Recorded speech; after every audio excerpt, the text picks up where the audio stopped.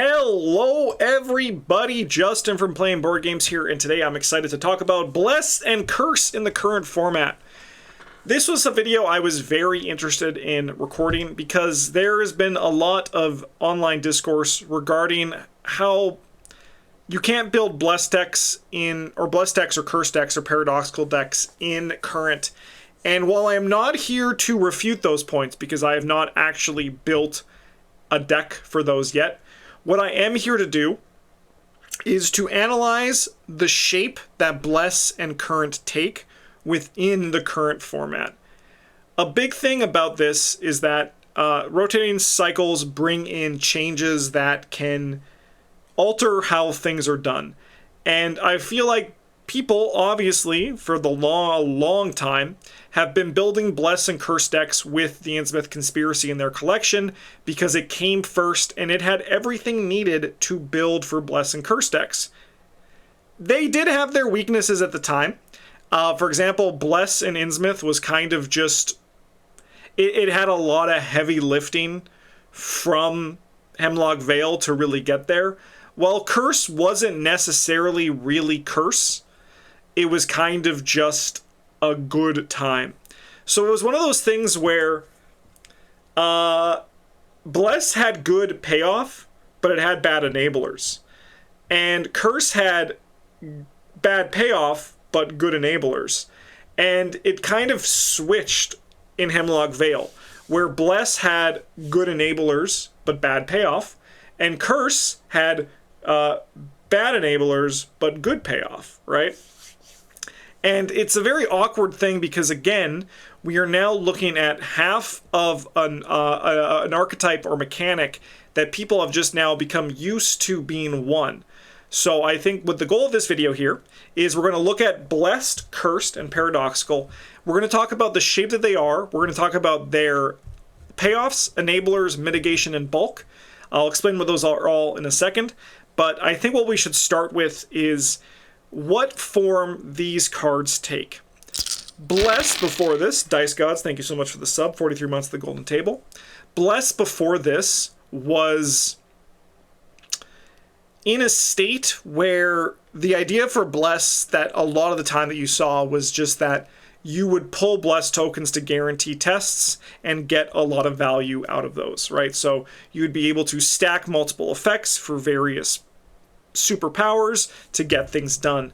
This was seen most commonly in the form of Ancient Covenant, which I have right here. So mostly in the form of Ancient Covenant. Paired that up with the Favor of the Sun, or alternatively with Kohaku and his Book of Living Myths. This was something that you were able to do with just Innsmouth, but as I said, Innsmouth, it kind of had good payoffs. Like Holy Spear was a nice thing to build towards, and the only real consistent enabler that they had was Sister Mary. And then they had some of the more slapped together ones like Blessed Blade and Book of Psalms, as well as Spirit of Humanity and what was it? Keep Faith and Tempt Fate. But Tempt Fate carried a lot of baggage with it, where you got those 3 Bless tokens, but you're also dealt with 3 Curse tokens that kind of came along with that stuff, right? With Feast of Hemlock Vale, Ancestral Token made waves in Bless. I remember when this card was spoiled, there were people talking about that this was going to be the strongest card in the cycle. And it's a very good card, it's very efficient, and it gets the job done, but what are you really doing with it? And I think the answer at this point now is that Bless, instead of treated as a token that you pull and guarantees pass successful tests, Bless tokens now are a resource that you use to heal in bulk. Key of Solomon is, we're going to see this on all of the payoffs here. This is just a very powerful payoff for Bless individually, Curse individually, and Paradoxical together, right? And I think this is a easy thing to see the value, where you take your Bless tokens and you just use them as healing. So now if a character takes damage or horror in the Mythos phase, you treat a Bless activation, so whether it be through Blessed Blade, Ancestral Token, Keep Faith, Purified, you use that as a way to cancel that Mythos card, or to cancel that enemy's attack. Something that I've often said in the past is that you get a lot of value in this game if you're able to change when certain things happen. And you can change the tempo that the game asks from you by saying, no, I'm changing the plot and I'm going to work this enemy phase how I want to work it. I'm not scared of this enemy, right? I can take an attack. I can move in against what is the safe course and start doing something that is a little bit more risky because I can like stop the enemy attack in some way. And that's something that Key of Solomon can do. It can allow the players to change how they approach certain phases of the game, which gives a lot of power.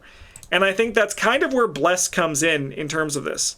Instead of just being like automatic successes, Bless has returned to its old state where you have to draw Bless tokens during tests to get value. But as I've said here on the channel quite a bit, that's not really value. So I think then the next thing that we're looking at Bless is the healing on the Key of Solomon. Curse, on the other hand, they're a little bit strange, because let's look at Innsmouth, right? Let's just, sorry, I have all these tabs open.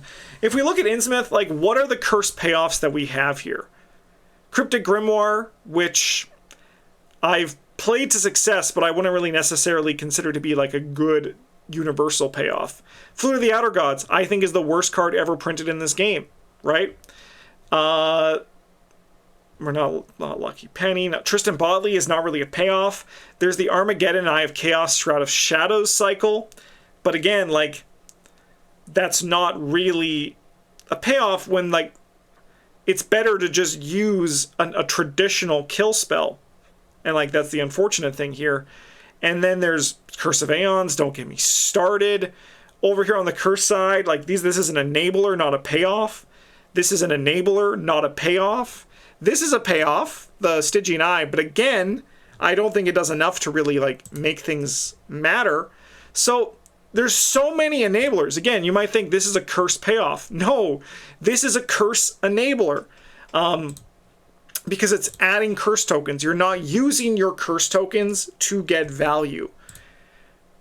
But they did get an incredible payoff card in the form of Rod of Carnimagos, where you can, as Lightning Bolt, choose a non-elite enemy at any location and exhaust Rod of Carnimagos, reveal 5 random Chaos tokens to the Chaos Bag.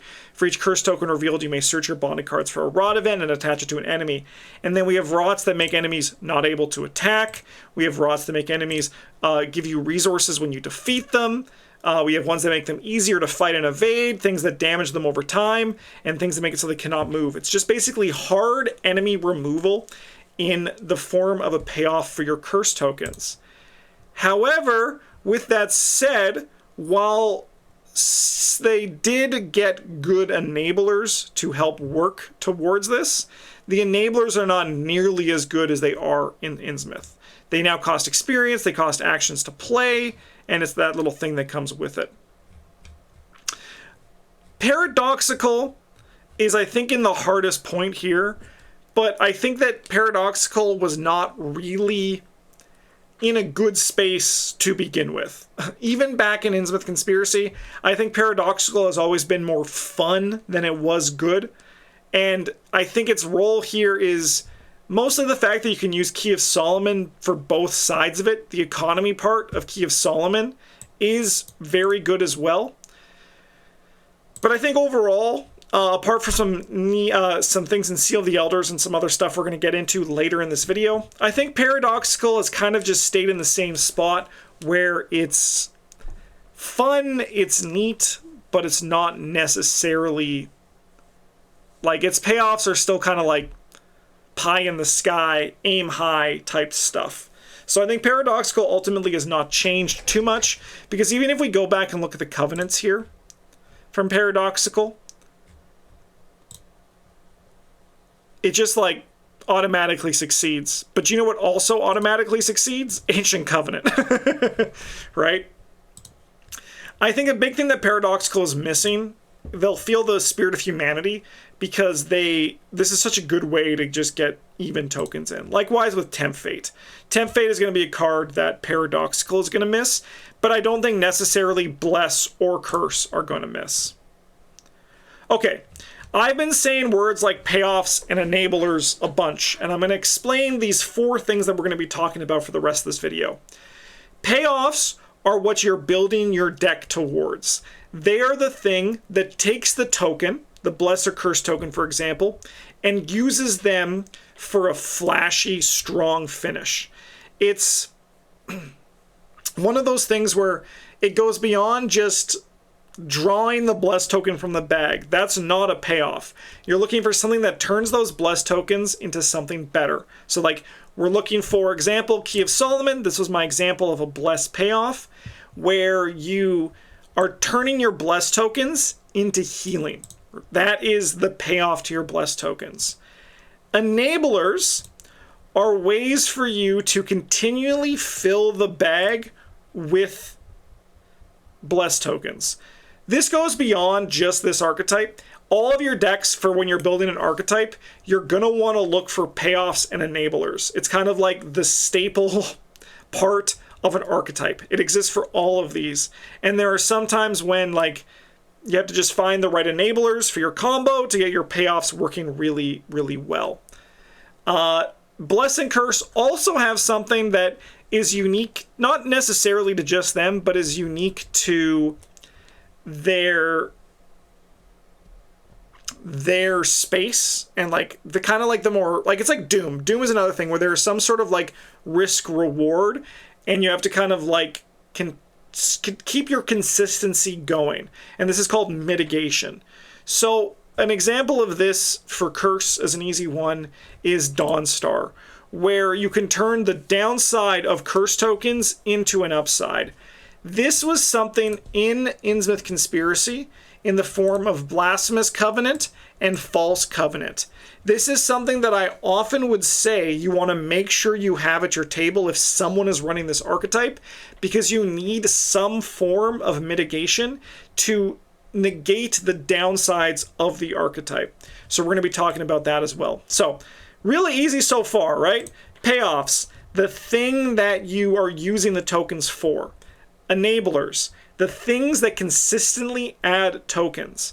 Mitigation, the things that either keep the tokens in the bag or negate the downside of tokens. And then finally, the last category we're talking about is bulk. These are cards that, while can fit into those other archetypes, are mostly just there to fill space until you can get better pieces into your deck. So they're kind of just like, make sure your deck functions at level 0, but over time will be replaced with something just a little bit juicier. So we're going to jump through Bless, we're going to jump through Curse, we're going to go to Paradoxical, and I'm going to talk about the payoffs, enablers, mitigation, and bulk for each of these.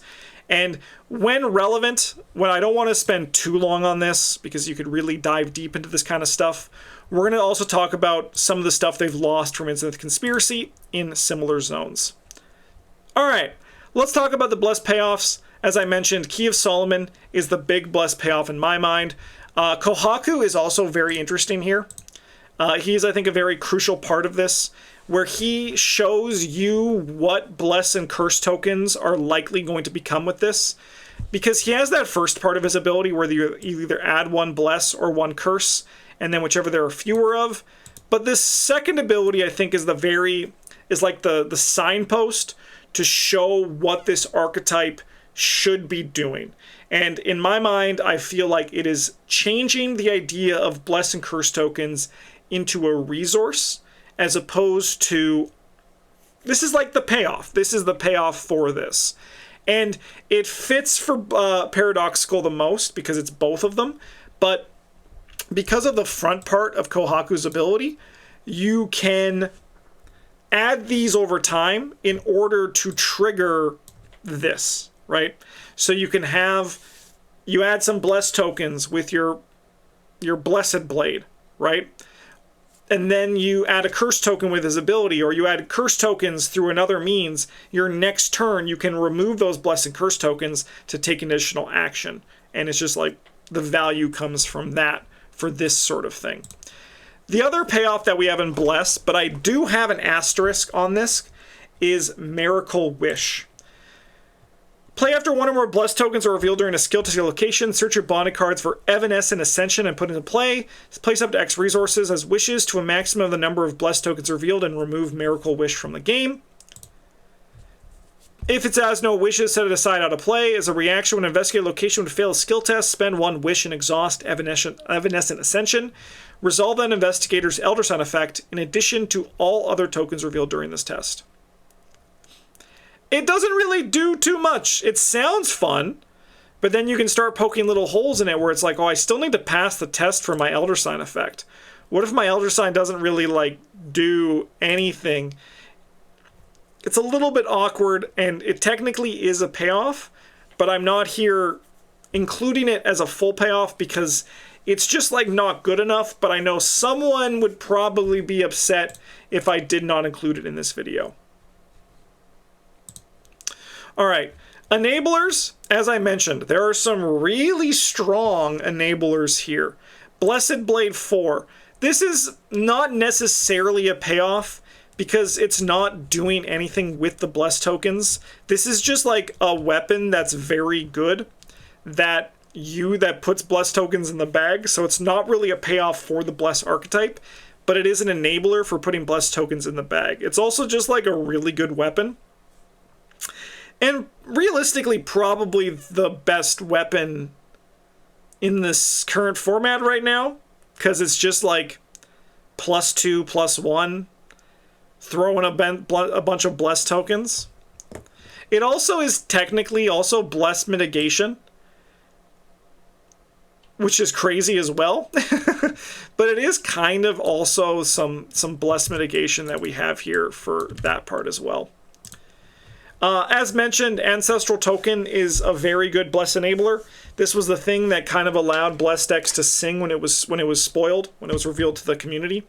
And it's just a good way to get Bless tokens in while doing your job. Like, the only action you ever need for this is to play it the first time. Every other action that you're using to fight things is making it so you don't lose the game, and it's putting in Bless tokens because of that. I think realistically you want to get, like, because you're fighting enemies, you need less than you think, but like 3 Bless tokens can go really hard, right, with this one. And then at that point, I'm like, that was happy. And you usually get a lot more than that if you play this early in a scenario. Another enabler we have here is Keep Faith. Fast play during a lightning ball window, add 4 Bless tokens to the bag. It puts Bless tokens in, it's free, it's fast. It's like literally as free as it can be almost. So this is an easy enabler. And the last enabler we have here is Purified. Yeah, it just adds a bunch of Bless tokens if you succeed. The thing about this card is that it's less reliable than it was in the Legacy format with Blessed and Cursed, but I think it still is a good way to load a bunch of Bless tokens into the bag. Blessed Blade 4 is our only form of mitigation we have here. When a mitigation, I look at, for example, Sacred Covenant. This actually does a lot of heavy lifting to ensure that your Bless decks can remain functional and the token bag can remain stuffed with Bless tokens. This allows you to return any unnecessary or unneeded Bless tokens to the bag. And this is like the key Bless mitigation that allows you to use your Bless tokens when you want. Sorry, I guess also there were 2 payoffs as well. Watchful Peace and Hallow for Bless payoff in the last one. I did miss this earlier when I was going through. I think Watchful Peace is really nice Bless payoff here. And it's going to be something that's missed. Hallow is cute, but I don't think it's as exciting as a Watchful Peace in terms of its ability for that. But I'd feel remiss not to call them out now that I've seen them. On to the bulk for Bless. These are cards that you'll likely end up cutting. We have Absolution. But I think that this one is also an asterisk. But it is also just 2 wild icons. Sorry, not 2 wild, 2 brain icons. I don't know why wild snuck in there. It is 2 brain icons. So it's not like a bad option at level 0, but you're going to want to like cut it eventually because I've never seen it actually do anything. But it is what I would consider to be bulk in the Bless archetype. Another one is Guided by Faith, which also can kind of fit as a Bless enabler. I think that a lot of people look at this card and they want this part of the card, but I actually think the real value of this card is this first line, and this is like trinket text. This is like a little button that you can push to potentially get value out of the card. But I think in the reality, this is actually the function of the card. It's kind of like a Keep Faith 0, where you get to also discover a clue and then add some Bless tokens on top of that. But people, I think, fixate on this for the value of this card.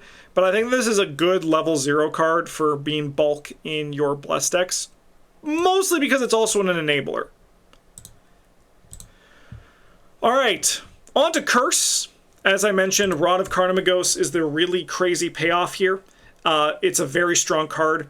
I'm not even going to talk about like the lightning bolt functionality of this card working with other stuff. That's not really like why I'm here for this video. I've personally always been a fan of it because it's fun. However, it's one of those things where even if you're playing this card legitimately, and even the other way is legitimately, when you're playing this card without trying to do any of its shenanigans, you get a lot of value from the rots that you can use with the Rod of Carnimagos. Easy, great payoff to see, and a very beneficial use of the Curse tokens. Key of Solomon is also kind of a Curse payoff for the resources that you can get from this. But I think it's kind of an asterisk there. I think this is better as Bless or Paradoxical. So, but I think that the true payoff here is Rod of Carnimagos. With some enablers, we have Wicked Athame with an asterisk. It's okay for that, but it's one of those things when we're going to be talking about the next card, you can see the difference between the two when you kind of just like think about it for a moment. Scrimshot Charm is probably the strongest enabler here. And if you have no fear, this card is an insane way to generate resources. So, like, we're going to talk about this, the Wicked Athame problem versus Scrimshot Charm, but I'm going to set up with Scrimshot Charm. When I was playing this card with Travis, he would just get a bunch of resources, right? He would put 3 Curse tokens in the bag, gain 4 resources. He would put 3 Curse tokens in the bag, gain 4 resources. But the problem is that nobody actually drew Curse tokens, and he was forced to stop using the Scrimshot Charm. That's okay when it's your economy, especially when you've also been loaded with probably 10 resources before this happened, maybe even 11, right? But Wicked Athame is how you solve enemy problems.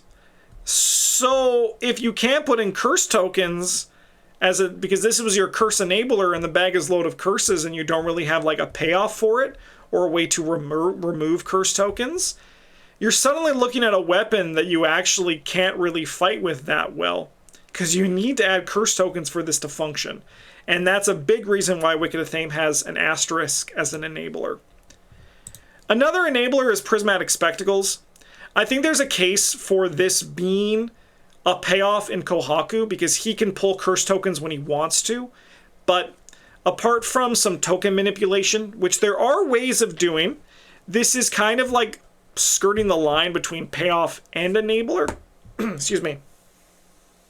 But I'm putting it in the enabler part here because it is adding Curse tokens while investigating, and that extra clue is nice. It's not consistent enough for there to be guaranteed forms of clue discovery to come with it. So it's more of an enabler for me than a payoff. Another great enabler is Gabriel Carrillo, where you get the value of adding Curse tokens and drawing cards. Very easy enabler to see there. Very good at just like giving you a steady income of Curse tokens. And I think that's the thing that's really exciting about the Curse now as compared to Innsmouth, where there are more drip ways to put in Curse tokens, right? So if I just get rid of Blessed for a second, like if we're looking for drip, there's the Priest of Two Faiths. I guess there is Spirit of Humanity, but you have like little stopgaps on that. Like, this is kind of bulk, this is kind of bulk, this is super bulk, right? This is bulk, this is bulk. This one's drip, but it's not really drip, right? It's just like adding in a lot of curse tokens at the same time. And Gabriel Carrillo, you can kind of just choose. Like, if you want to be playing Rod of Carnimagos, you're looking for bulk. So Scrimshaw Charm is going to do better, or Wicked Athame is going to do better. If you're playing Kohaku and you're trying to spend them over time, or you're trying to do Key of Solomon as your payoff, Gabriel Carrillo goes up in value. So that's something you need to understand when you are deck building. You don't just slap all the cards in, because that is what you've always done. You should analyze what is the best form of getting your curse tokens or bless tokens to be enabled for the best use of the payoff that you are going for. Lest you have too few bless tokens or curse tokens, or too many bless or curse tokens. And I think Gabriel's a really good example of the drip compared to the two burst that we've had in Scrimshaw Charm and Wicked Athame. Esoteric Method is another example of some burst curse uses, and one that I pulled out in an Amanda deck to great success. This one's like the opposite of Promise of Power. Promise of Power was, if you don't know what that is, you're living under a rock. The Promise of Power was this mythos protection, or like test security, where the cost was that you had to add a curse token. Boo-hoo, what a bad cost. But the Esoteric Method is like the opposite. You're not using this to pass a test you need to pass. You're using this to over-succeed on a test like crazy to load in a bunch of curse tokens in the bag. I'm not saying you can't use this to pass some tests in the Mythos phase with the cost of like essentially being a Promise of Power. I'm not saying that you can't do that or you shouldn't do that, but the reality is that this card is just like a great way to enable curses in your token bag. All right, curse mitigation. As I mentioned earlier, Blasphemous Covenant and False Covenant were two ways to just mitigate curse downside. Curse can affect you if you are doing mass amounts of curses in the bag. And it can affect your teammates too. So there needs to be some sort of curse mitigation across the table. Some examples of this, as I mentioned earlier, Dawnstar, where you can ignore the modifiers of each curse token. For each curse token ignored, to deal 1 damage to an enemy or location. I wish this card cost 2, and then maybe 2 experience, or even just stayed at 1, but also could discover clues. Because I feel like it's a little bit narrow in what it does, but it still is potential curse mitigation, especially if you're like fighting as enemy, like being the monster fighter. I like that it's neutral because it kind of just fits every space. Token of Faith is some curse mitigation. You can turn curse tokens into blessed tokens, or if they cause you to fail, take another test. Accursed is strange because it lives as kind of like an enabler and mitigation.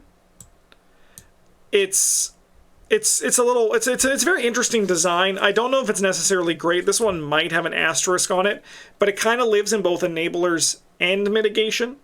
So I don't really know exactly where to put Accursed, but I put it in a mitigation because I feel like I would use it more for mitigation as opposed to enabling, but it can kind of change depending on the deck that you're in. I think it's also really nice for Paradoxical, but didn't include it here for that one. Easy curse mitigation is Diabolical Luck as well. I love bringing this into my level 0 decks if someone in my group is playing curse, because it's essentially a reverse Promise of Power, but like you're using this like for just you. Very nice card here for mitigating curse tokens. And then Control Variable is technically curse mitigation, but I'm including this more for the Bless enablers because it just puts in so many Bless tokens.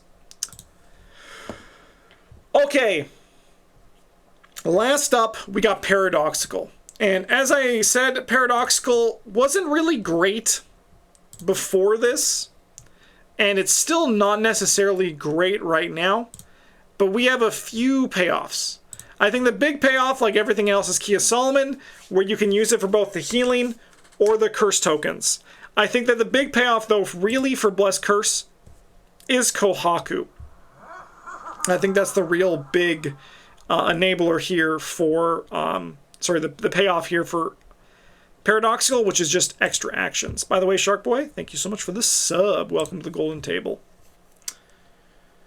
Another one here with an asterisk is Seal of the Elders.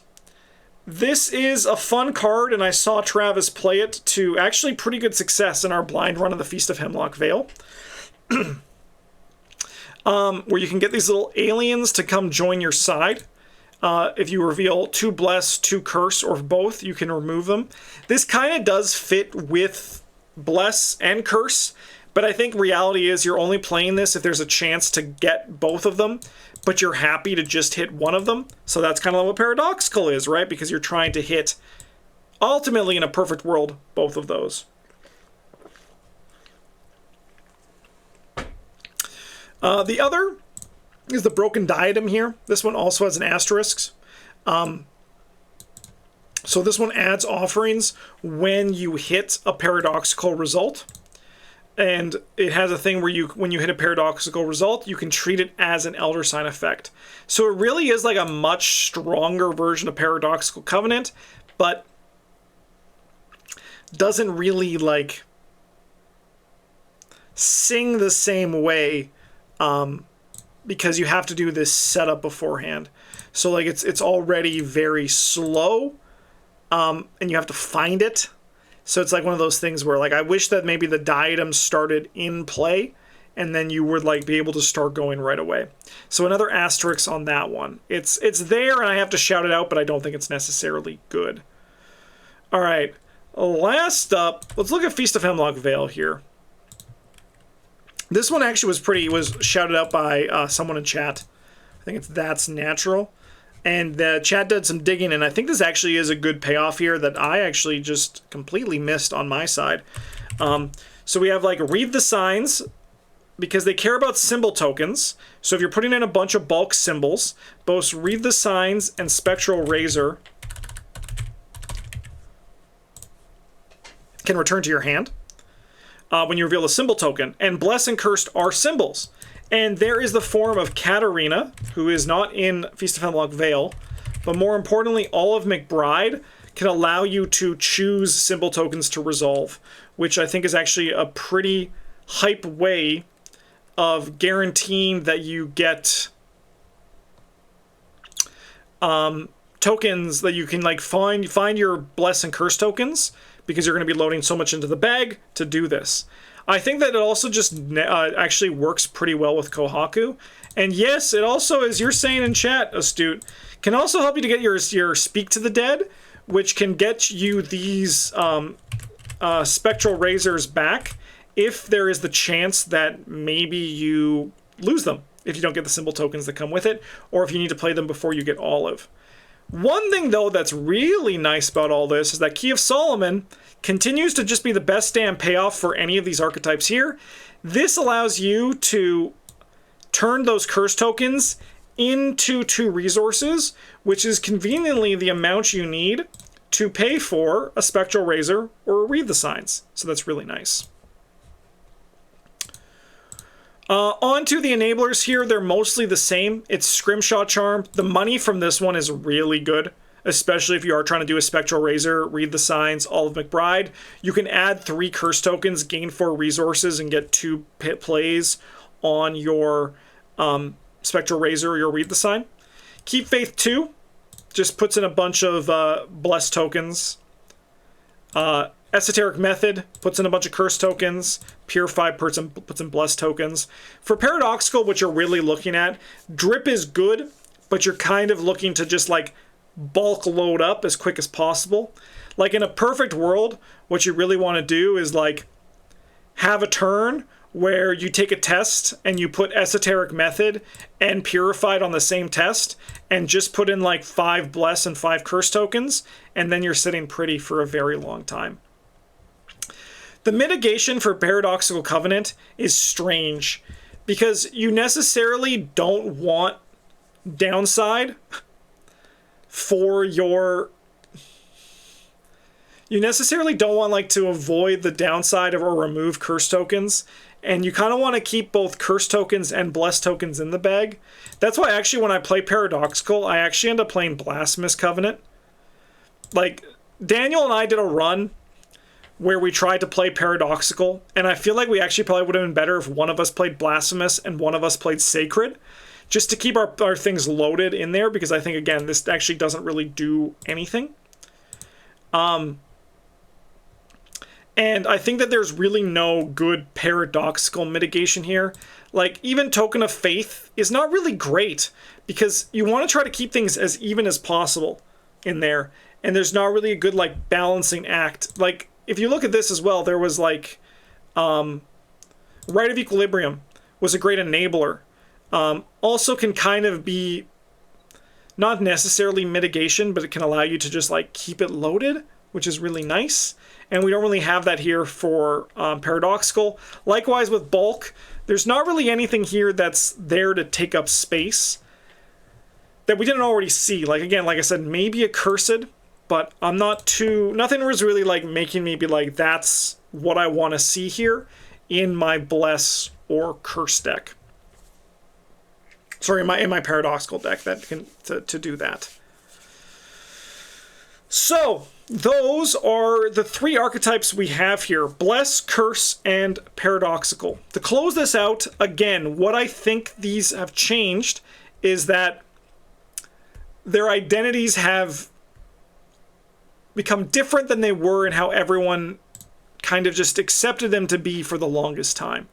Bless tokens are now about using the Bless tokens for a positive effect. This is seen most commonly in the Key of Solomon, but you can also see it on Kohaku, right? There is the Blessed in terms, but also, like, I think that the reality is that Bless is kind of also living in the space where just play Bless Blade and Ancestral Token, and you're probably going to just see a lot of Bless tokens as you go the game, because if you have 10 in the deck, like 10 in the bag, that's going to be pretty hype. But I think using them for healing is very good. Curse tokens, Rod of Carnimagos. This is what you want to be doing.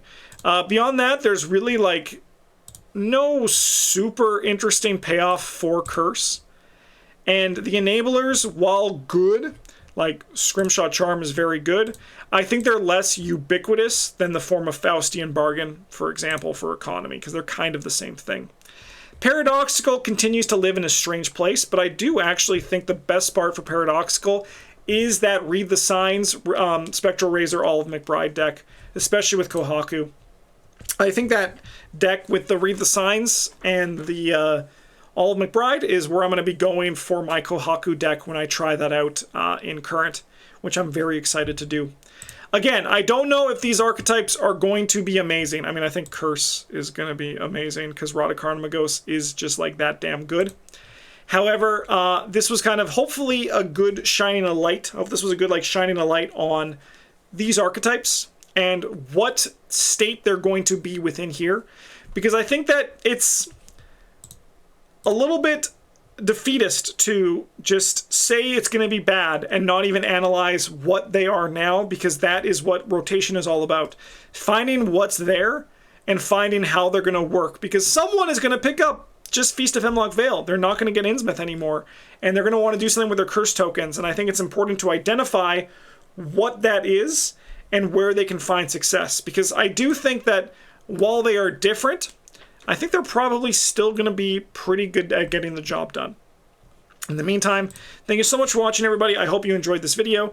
What do you want to see me cover in the current format after this? Additionally, what do you guys want to see me talk about in Legacy? Because even though right now, current is the thing that I'm most interested about in Arkham, I still want to do some Legacy content. So if there's anything you want to see for discussion, please let me know. In the meantime, thanks for watching, everybody. Have a good one. And as always, a GG's.